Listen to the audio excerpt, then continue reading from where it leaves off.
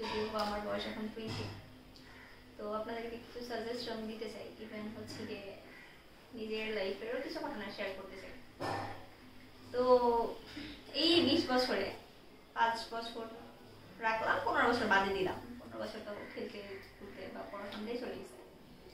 তো এই 5 বছরে লাইফে অনেক কিছুই হয়েছে, অনেক মানুষ আসছে, অনেক মানুষ গেছে, ইভেন হচ্ছে গিয়ে রিলেশনে জড়াইছি, ব্রেকআপ করছি, টাইম পাস হয়েছে, ইভেন হচ্ছে গিয়ে মানে যা হয় আর কি এখনকার যুগে যেটা হচ্ছে টাইম পাস।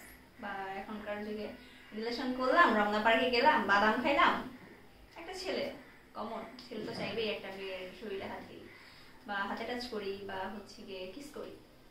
তো যাই হোক এসব টপিক নাই তুলি। তো মোদ্দার কথা এতটুকুই যে আমি ভালোবাসা নিয়ে কিছু বলতে চাই আপনাদেরকে। তো ভাই আসসালামু আলাইকুম, কেমন আছেন? আলহামদুলিল্লাহ ভালো আছি। তা আপু যে অনেক কথাই বললেন যে ডিজিটাল প্রেম, রমনা পার্ক। আসলে আমরা কিছুদিন আগে একটি ভিডিও দেখেছি, পাশাপাশি দুটি ছেলে মেয়ে বসে, সেই ভিডিওটা কিন্তু ব্যাপক হারে ভাইরাল হয়েছে। তারা ওপেনলি কিস করছেন, হাত ধরাধরি করছেন, জড়ায় ধরছে, আশেপাশে মানুষজনকে খেয়াল করছেন। এই বিষয়টা আপনি কি বলবেন?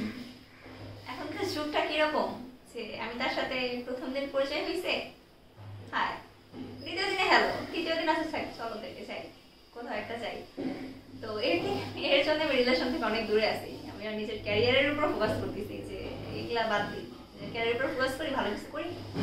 দেন যখন আমার বিয়েটা হবে তার সাথে না হয় রিলেশন করবো না, তার সাথে যদি আমি কাগজ কলমে সাক্ষী রেখে যদি রমনা পার্কে গেল পুরো দুনিয়ার সামনেও যদি যাই কিছু করি না, আমার কেউ কিছু বলার সাহস পাবে না, কারণ এই যে সে আমার হাজব্যান্ড, আমি তারে দেবো না তো কারে দিব সবকিছু। তো যাই হোক, রমনা পার্কের যে বিষয়টা হচ্ছে, আমরাও রিসেন্টলি হচ্ছে গেছিলাম। তো এরকম কিছু যখন সামনে পড়লো তখন চোখে, তখন ভাবলাম যে আগের যুগের রিলেশনটা সত্যি অনেক ভালো ছিল। হয়তো বা দেখা হইতো না, কথা হইতো না, কিন্তু ভালো ছিল, পবিত্রতা ছিল, যেটা এখনকার 2023-এ নাই। নাই কিন্তু ধরতে গেলে একদমই নেই। আপনার জীবনে এরকম কেউ আসছে কিনা যে চলো ব্যাট শেয়ার করি, কয়েকদিন প্রেম করার পরেই এরকম কিছু বলেছে কিনা, চলো একটি কিস দেই কিংবা ব্যাট শেয়ার করি, এরকম কিছু হয়েছে? না, এরকম কিছু আলহামদুলিল্লাহ এই পর্যন্ত হয়ে ওঠে নাই। কিন্তু হ্যাঁ, আমি প্রচুর ঘুরছি, এটা আমি স্বীকার করি যে আমি প্রচুর ঘুরছি ফিরছি, কিন্তু এরকম কিছু এখনো হয়ে ওঠে না। কিন্তু আমি আমার লাইফ থেকে শেয়ার করছি যে আমি এরকম কিছু আমি দেখছি। আমার ফ্রেন্ড সার্কেল যারা আসছিল, বা এখন তো না হয় নিজের ক্যারিয়ার নিয়ে বিজি আছি, টাইম নেই এইভাবে, কিন্তু এমনও অনেক দিন গেছিল যে আমার ফ্রেন্ডরাই এরকম কিছু করতেছে বা হাত ধরতেছে, গালে কিস করতেছে, ওপেন প্লেসে, খোলামেলা জায়গায়, পাবলিক প্লেসেও তারা মানতেছে না কিছু না। এখনকার যুগের সাথে সাথে মেয়েরাও এরকম হয়ে গেছে, ছেলেরাও এরকম হয়ে গেছে। তো আপনারা যারা দেখতেছেন ভিডিওটা, তাদেরকে শুধু রিকোয়েস্ট এতটুকুই যে নিজের সৌন্দর্য নিজের কাছে, নিজের পবিত্রতাও কিন্তু নিজের কাছে।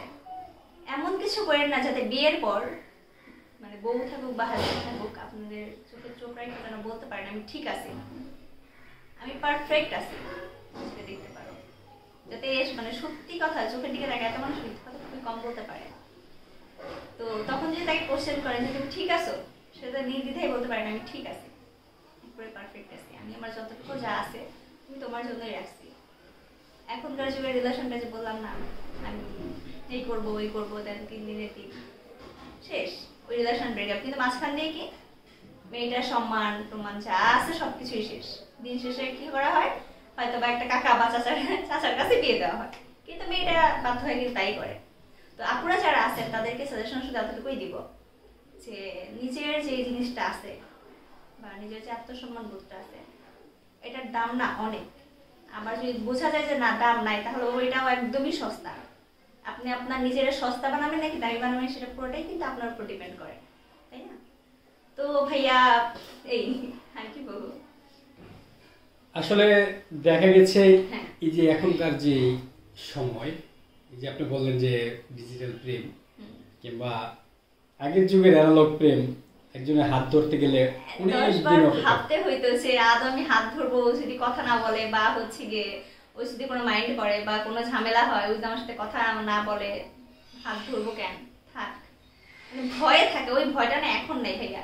এখন মনে হয় কি হাত ধরছি, আচ্ছা কিস করে দেখি, হাত ধরছি ওদের কিছু বলে নাই, কিস করলে কিছু বলবে, কিস করাটাও না হয়ে যায়। এখনকার যুগটাই এরকম হয়ে গেছে। সেটা কি কখনো করে দেখেছে? বাট আমার সাথে কারণ আপনি বললেন আপনার জীবনে অনেকেই না এসেছে। অনেকেই আসছে বলতে কি আমার মনে পড়ে যে আই থিঙ্ক 8 থেকে 9 মাস এরকম সামথিং হবে। আমি রিলেশনই করতাম ঘুরতে গেলে, তো তার সাথে আমি ঘুরতে গেছি। তো না ভালো ছিল, সেটা ভালো ছিল, কিন্তু একটা মেয়ের সাথে থাকলেই কথার কথা একটা ছেলের ফিলিংস আসতেই পারে, তাই না? নর্মাল, যেখানে আগুন আর মোম থাকলে একটু যাই হোক হ্যাঁ এরকম টাইপের। তো সে খুবই যথেষ্ট পরিমাণ ভদ্র, আমাকে যথেষ্ট পরিমাণ সম্মান করে। তো সে আমাকে রাস্তা ক্রস করার সময় বলতেছিল যে আচ্ছা ঠিক আছে নিশা, আমি তোমার হাতটা ধরি যদি কিছু মনে না করো। তো আমি বলতেছি এখনকার যুগে এসে ওই কথা বলতেছে যে হাতটা ধরি।